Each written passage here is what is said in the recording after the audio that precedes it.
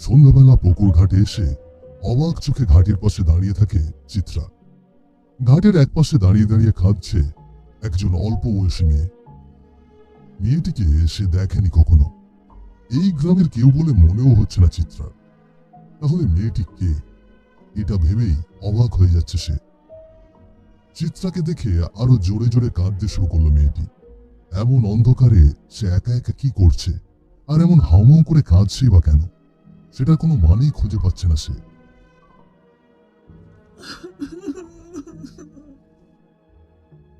এই মেয়ে, কে তুমি?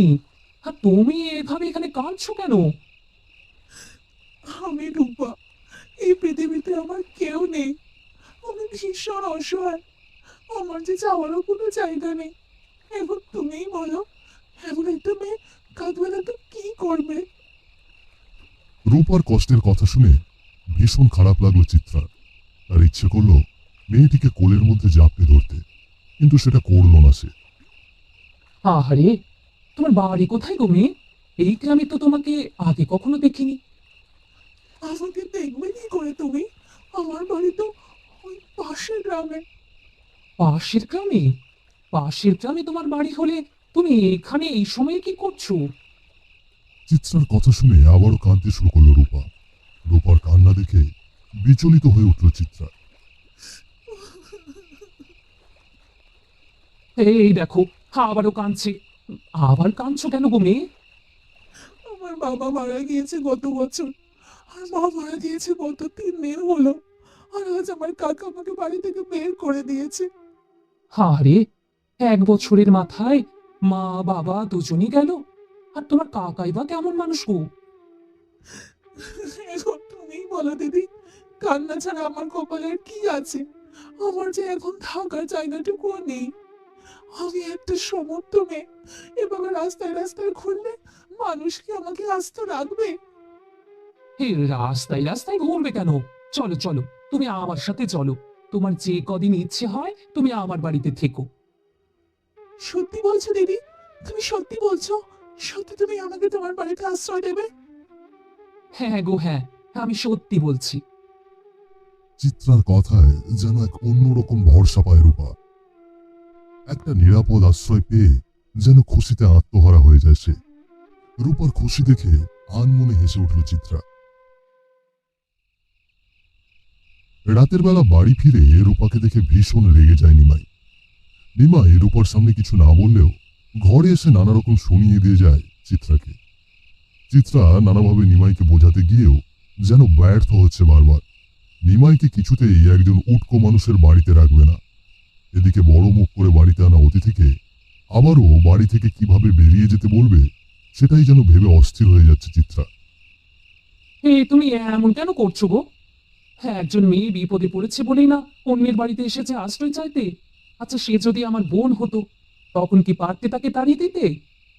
মেয়েটি কি তোমার বোন? না, কিন্তু কিন্তু কি বোনের মতো?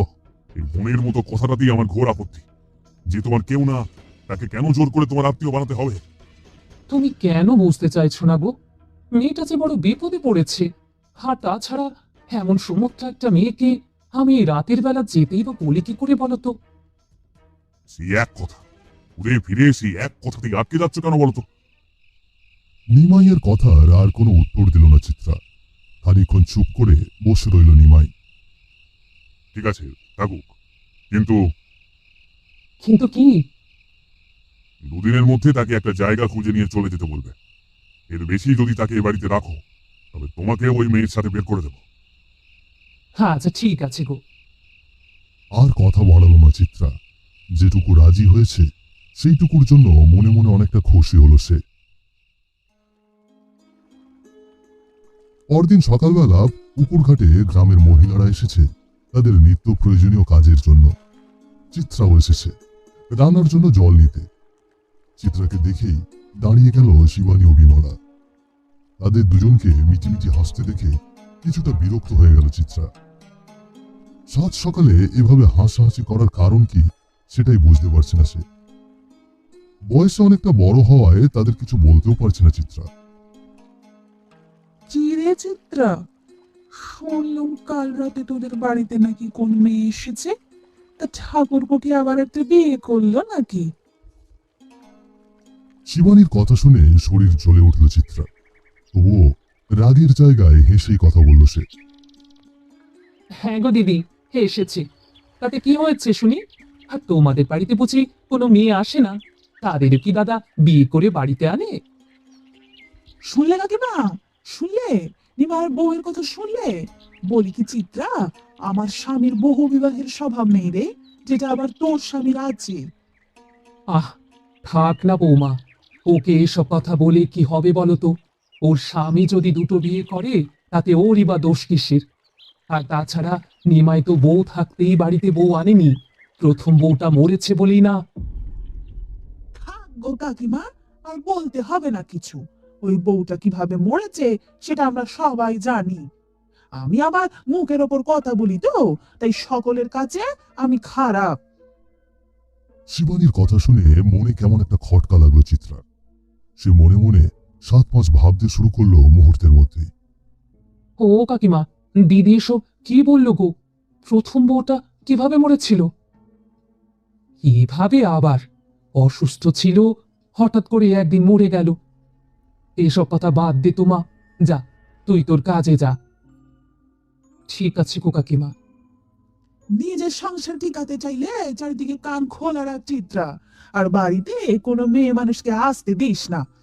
এখন আমার কথা শুনতে খারাপ লাগলেও একদিন ঠিক বলবি, দিদি তুমি সঠিক ছিলে। বয়স কম, ছোট মানুষ তুই, তাই এখন এসব বুঝবি না কো।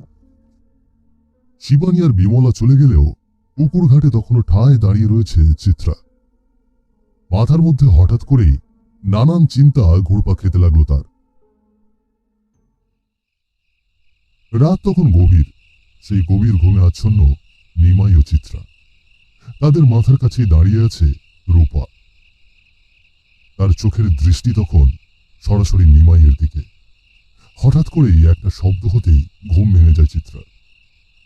সে চোখ মেলে তাকাতেই দেখে তার মাথার সামনে দাঁড়িয়ে আছে রূপা। তার চোখের দৃষ্টি তখন ভীষণ ভয়ঙ্কর, এবং রূপার একটা হাত লম্বা হয়ে নিমাইয়ের গলা ছুঁই ছুঁই করছে তখন। এমন দৃশ্য দেখেই চিৎকার করে চেঁচিয়ে ওঠে চিত্রা। চিত্রার চিৎকার শুনে চোখ মেলে তাকায় নিমাই। ও মা গো, এসব কি? কি কি হলো? এইভাবে চিৎকার করলে কেন? ওই দেখো, আমাদের মাথার উপরে রূপা দাঁড়িয়ে আছে। আরে ধুর, ঘুমের ঘরে কি বলছো না বলছো? এখানে রূপা আসবে কোত্থেকে? আমি সত্যি বলছি গো, তুমি ওদিকে তাকিয়ে দেখোই না। চিত্রার কথা শুনে মাথা ঘুরিয়ে সামনের দিকে তাকায় নিমাই। নিমাইকে দেখে হা হা করে হেসে ওঠে রূপা। আর হাসতে হাসতেই হঠাৎ করেই তার রূপ বদল হয়ে যায়। একটু আগেই যে মেয়েটি রূপা ছিল, এখন সেই মেয়েটির জায়গায় দাঁড়িয়ে আছে বিশাখা, নিমাইয়ের প্রথম স্ত্রী।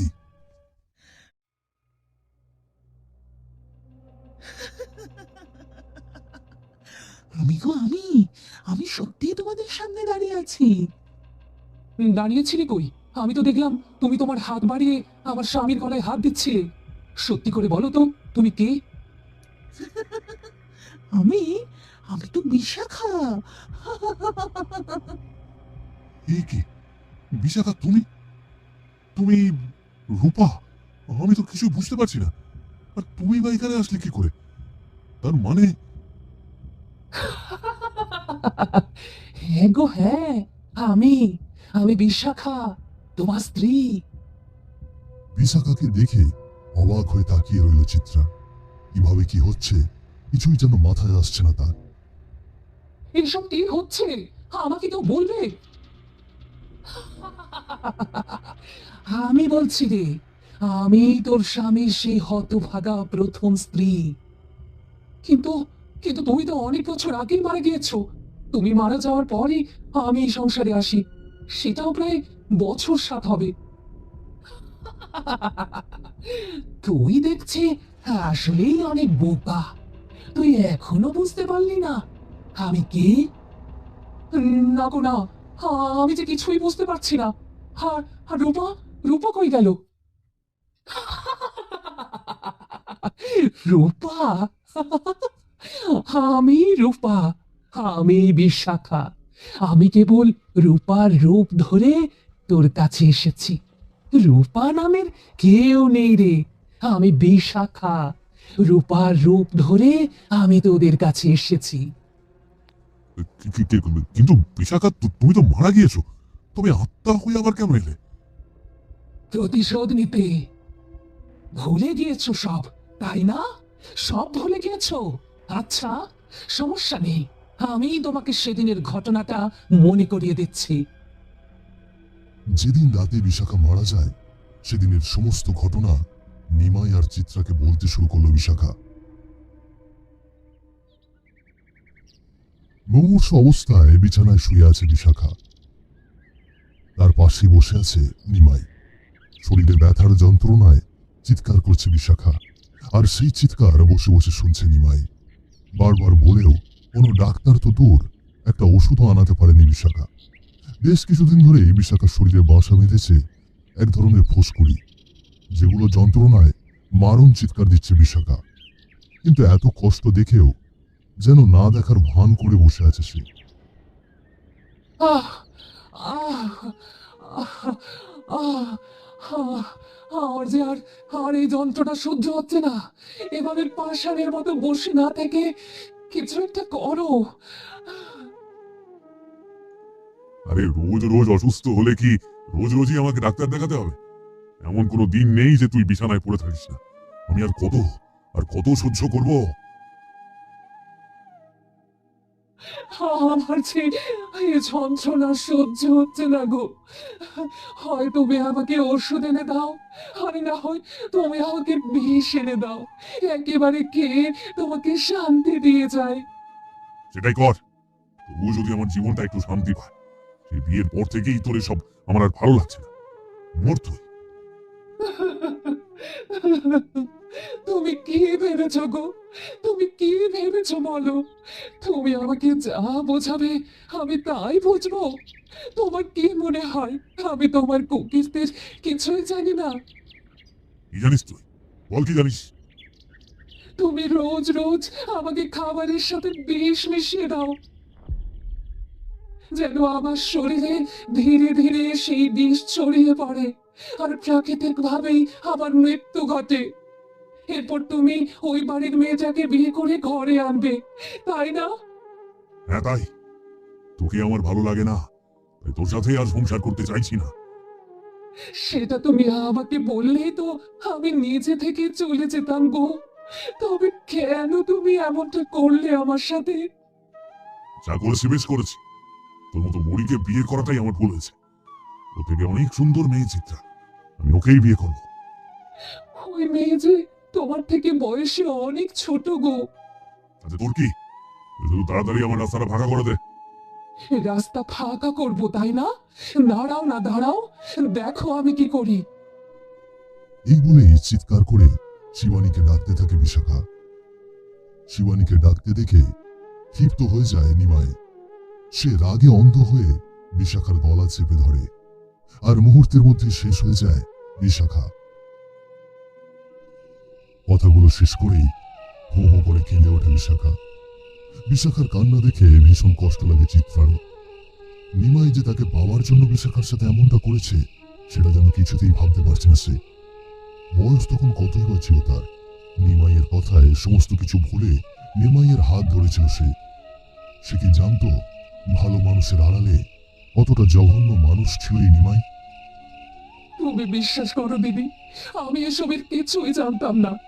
আমি জানতাম না যে সে আমাকে পাবার জন্য তোমার সাথে এমনটা করেছে। আমি জানলে কখনোই ওকে বিয়ে করতাম না। আমি জানি তোর কোনো দোষ নেই, আর তোর ওপর আমার কোনো ক্ষোভ নেই। আমার ক্ষোভ কেবলমাত্র এই লোকটার ওপর।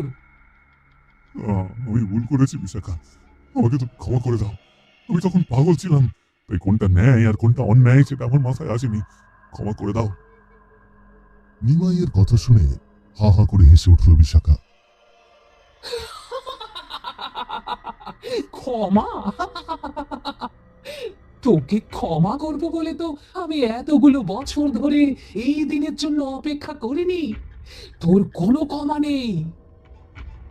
ঠিক আছে বিশাখা, তোমার যদি মনে হয় আমাকে মারলে তোমার আত্মা শান্তি পাবে, তবে তাই হোক, মেরে ফেলো আমায়। এবার যেন একদম রৌদ্র মূর্তি ধারণ করেছে বিশাখা। তার চোখগুলো টকটকে লাল হয়ে উঠেছে। সে তার লম্বা হাত নিমাইয়ের দিকে বাড়িয়ে দিতেই হাউ মাউ করে কেঁদে উঠল চিত্রা।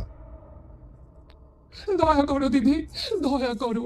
দীর্ঘ অপেক্ষার পর আমি মা হতে চলেছি। আমার গর্ভে যে ওর সন্তান, আমার সন্তান পৃথিবীতে আসার আগে তাকে বাবা হারা করো না দিদি। দয়া করো, দয়া করো। তুমি তুমি তো আমার বড় দিদি। ছোট বোনের এই অনুরোধটা রাখো না দিদি। তুই সরে যা চিত্রা। আজ আমি ওকে মেরে তবেই শান্ত হব। ঠিক আছে দিদি, তবে তাই হোক। তুমি ওকে মেরে ফেলো, তাতে আমার কোনো আপত্তি নেই। কিন্তু দিদি, আমার একটা শর্ত আছে। তোর আবার কিসের শর্ত? আমার স্বামীকে মারার আগে তুমি আমাকে মারো দিদি। আমি জানি, আমি জানি ওই লোকটা খারাপ, ভীষণ খারাপ, পাষণ্ড। তবুও আমি চাই ও বেঁচে থাকুক। দীর্ঘ অপেক্ষার পর লোকটা বাবা হবে বলে ভীষণ খুশি হয়েছিল। আমি চাই না সে মরে যাওয়ার পর আমি সেই খুশিটা একাই ভোগ করি। আমি আমার সন্তানকে পিতার ভালোবাসা ছাড়া বড় করতে চাই না দিদি। তুমি তুমি তাকে আরো আগে মারতে আসলে আমি কিচ্ছু বলতাম না। উল্টে আমি তাকে মারার জন্য সাহায্য করতাম। কিন্তু আজ না দিদি, আজ আর না। আমি আমি আজ তার প্রাণ ভিক্ষা চাইছি, শুধুমাত্র আমার সন্তানের জন্য।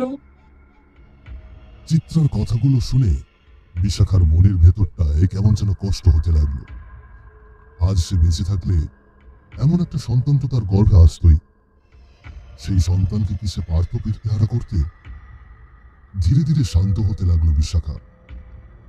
যা, করলাম ক্ষমা। তবে মনে রাখিস, শুধুমাত্র তোর সন্তান আর তোর চোখের জলের বিনিময়ে আজ আমি তাকে ছেড়ে দিলাম। তবে যদি কখনো দেখি আবার কোনো নারীর সাথে সে অন্যায় করছে, তবে সেদিনই হবে তার শেষ দিন। তোমার অনেক দয়া গো দিদি, তোমার অনেক দয়া, তোমার অনেক দয়া। তুমি আমার সন্তানকে আশীর্বাদ করো দিদি। করলাম আশীর্বাদ। এরপর নিমেষেই উধাও হয়ে গেল বিশাখা। বিশাখাকে যেতে দেখে স্বস্তির নিঃশ্বাস ফেলল নিমাই ও চিত্রা।